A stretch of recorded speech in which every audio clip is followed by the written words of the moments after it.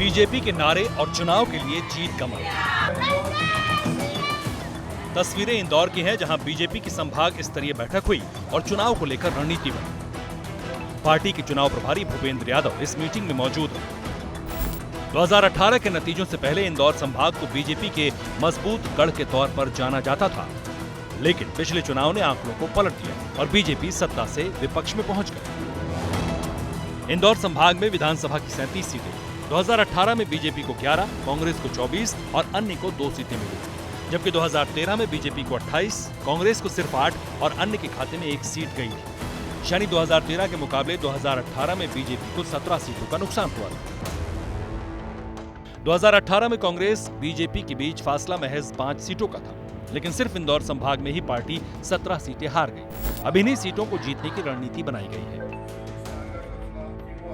हमारी जो बैठक करके प्लान बनाना है, ये हमारी कार्य पद्धति का हिस्सा है और उसमें कोई नयापन नहीं है। हम साधारणतः इस प्रकार की बैठक हर चुनाव में, जो हर विधानसभा के चुनाव प्रबंधन समिति के लोग हैं उनके साथ बैठते हैं और वहाँ की कुछ कमी हो उसको दूर करते हैं।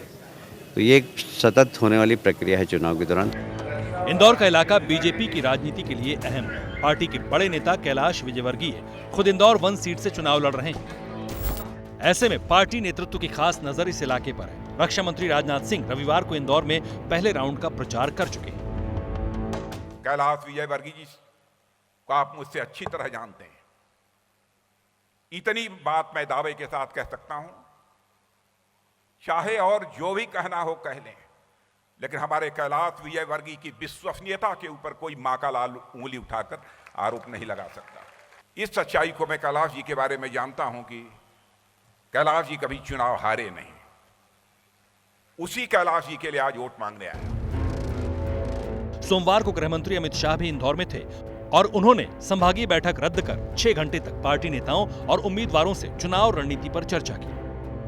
बताया जा रहा है कि टिकट नहीं मिलने से नाराज चल रहे नेताओं को मनाने में पार्टी ने कामयाबी हासिल कर ली है और ज्यादातर रूठे हुए नेताओं को मना लिया गया है।